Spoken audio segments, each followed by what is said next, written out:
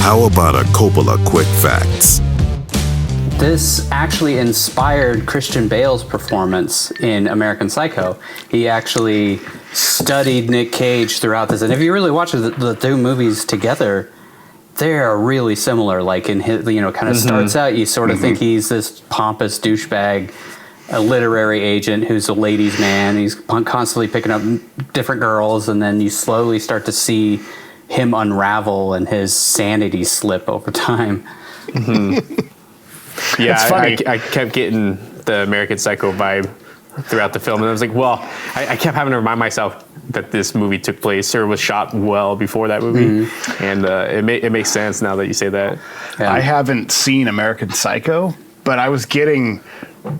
I've absorbed enough of American Psycho over the years because of the zeitgeist that I was getting feelings from this movie that it was that American Psycho kind of ripped it off.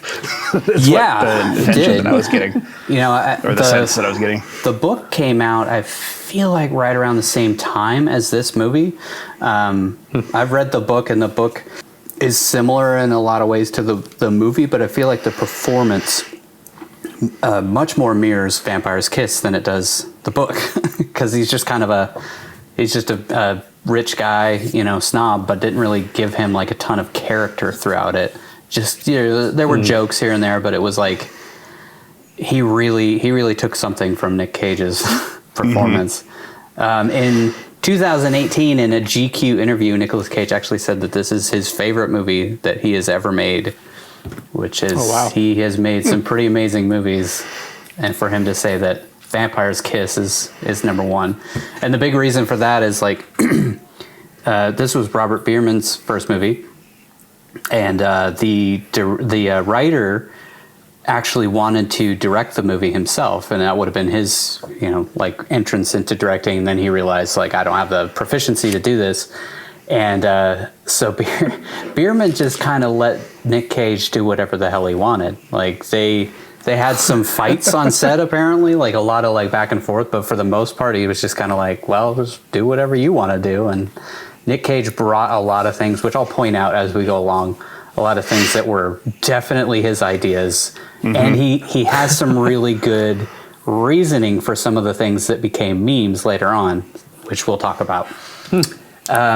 One of the main things that people seem to hate about this movie is his way of speaking, because he has this kind of like weird accent that goes in and out, like it comes and it goes. Yeah. That was 100% Nick Cage's idea. And I'll read exactly what IMDb said here is, Peter's strange accent is supposed to be a fake accent used by the character because he thinks he sounds more elegant and smarter, which if you watch American Psycho, he sort of does the same thing. He sort of has this like, pompous way of talking. And then when he's like freaking out, being himself, he's completely different. The accent comes and goes throughout the movie and is more prominent when he's trying to impress people and less in scenes with people like the psychiatrist or, random people. I picked up on that. It almost seemed like a parody of like the way Donald Trump talks, like at the start. That's how I was gonna say. I don't know if that's just. I know Donald Trump was around in the '80s. I don't know how big of a character he was very prominent at that point. He was in Home Alone. It was almost Home Alone 2, bro. It was almost like just a parody of just like stuck up New Yorker type of thing, like trying to sock all affluent. But I got Donald Trump vibes from the way he talked. Same. / mix of a little Shakespearean flair because he's a literary guy, so he likes literature. Loves Vivaldi. Poetry. Fantastic Four. Fantastic Four? I'll get to it. Okay. That's a nice I'll interject enticing nugget there. I'll interject when that's relevant. Much to the chagrin of director Robert Bierman and Nicolas Cage, there were some scenes that were removed from the film and multiple cuts were suggested. So the studio actually got involved and changed a bunch of things because, I mean, I guess if I was a big studio person and I saw the first cut of this movie, the cut that we all watched, I mean, even that, I would be like, how the hell are we going to sell this crazy movie? And Nicolas Cage actually said that was some of his best work, was the stuff that was cut. And I really want to see that. I really want to see his favorite part of his performance in this movie. God, it had to have been like dialed up to 12 or 13, like so over the top then, if it was something that they felt like they couldn't even include in this movie. I mean, how do you get higher than his ABC speech? That's what I'm saying. Like, it had to have been stuff where the studio was like, this doesn't even fit in this movie. So Nick Cage's agent actually tried to get him to drop out of this movie because he had just come out. The exact quote was, "This is not a good movie to make after Moonstruck," which I kind of agree with. I mean, he was kind of like on this trajectory to be kind of a leading man in Hollywood, which he did eventually become, but like Vampire's Kiss kind of took him back more into like the character Slapped actor. him down a little bit. Yeah, which he still is. He's kind of like a character actor and a leading man, which is kind of amazing. But I thought that was funny. Like, don't do this movie, which he did drop out. He left the production, and it was like a month before they were supposed to start filming, and the directors were freaking out, and they did cast somebody else. I'll get to that though. But then Nick Cage ended up calling up after he thought about it on his own and was like, "Fuck my agent, I want to do the movie, so I'm gonna do it. I don't care what it does to my career. This seems like it'll be a great film, you know." So he eventually did do it. Nicolas Cage and Jennifer Beals apparently didn't get along at all on the set. His vampire lover, they didn't get along at all because the theory is that Nick Cage wanted Patricia Arquette, who is his girlfriend at the time, to be that character. Oh. But they originally had somebody else cast, and then that person also dropped out last minute. And Jennifer Beals apparently found out that she got the role, and then the next day she was on set and chomping away on Nick Cage's neck. Okay, that makes something make a little more sense that I'll get into later on. Okay.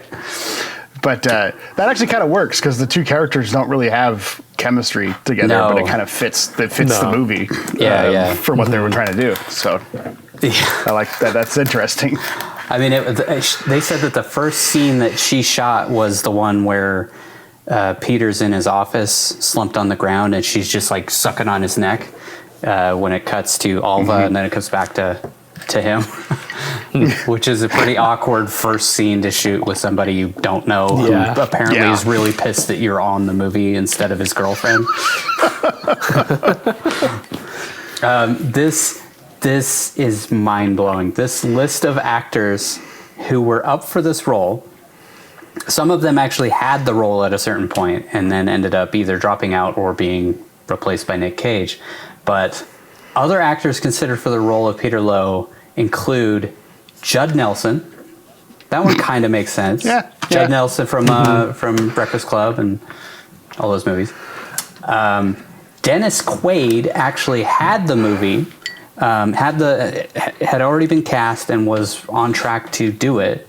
And then he decided to drop out to go do Inner Space, which was actually one of his bigger movies, I think. But these three are really confusing. John Travolta. Oh my god. Oh my god, I'm a vampire. I'm a vampire. A, B, I'm C. a vampire. I'm a vampire. I'm a vampire. I'm a vampire. Sylvester Stallone. What? Hey, yo, I'm a vampire, because, I got I can bit. see Travolta. I can't see Stallone having freakouts like that. I got bit on the neck, right here.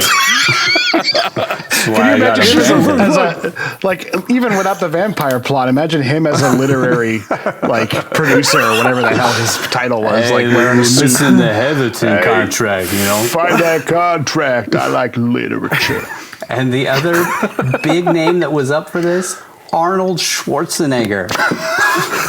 Oh my god! So they were just going after every action star in the 80s. Yeah, they just wanted a big star. Why would you even consider an action star for this movie? I don't know. What part of this movie feels like an action Sylvester movie? Stallone can act. Schwarzenegger couldn't. I mean, he can now, but back then he really couldn't. 1988 Right. Arnold Schwarzenegger. Yeah, I mean, like right. he had nothing. He nothing could in barely the speak can. English Yeah. at that time. Stallone can act, but I don't think would have fit this role at all. No. I could see No. John Travolta doing it because he can also ham it up and be, intense about stuff. Yeah. I can't see Arnold Schwarzenegger doing this at all. I feel my like God. Judd Nelson and Dennis Quaid too. Yeah. I think they could have pulled it off. But They would have been a different. I think Dennis Quaid would have been a different character, so but different. he could have pulled off that suave to Yeah. weird to psycho to completely unhinged throughout the course of it. But it would have been a totally different character. yeah, Yeah. nobody could quite play this role like Nicolas Yeah. Cage. Yeah. Yeah, they couldn't. Arnold Schwarzenegger. Give him glasses. Try and look smart. Yeah, vampire. I just can't. So Like good. part of why this character works is he's just a scrawny little loser-looking guy, and like you Yeah. stick Arnold Schwarzenegger in the role, and you're just like, what? Yeah, he's just yoked. Just imagine Arnold Schwarzenegger trying to catch one of those pigeons. Get over here. That's where Sylvester Stallone would actually fit perfect. Yeah, from Rocky. This turns into a training montage. The old guy yelling at him to grab the pigeons. Grab the pigeons. Rock. Could have been one of his visions. I guess that would actually. I was gonna say that would fit with one of his delusions.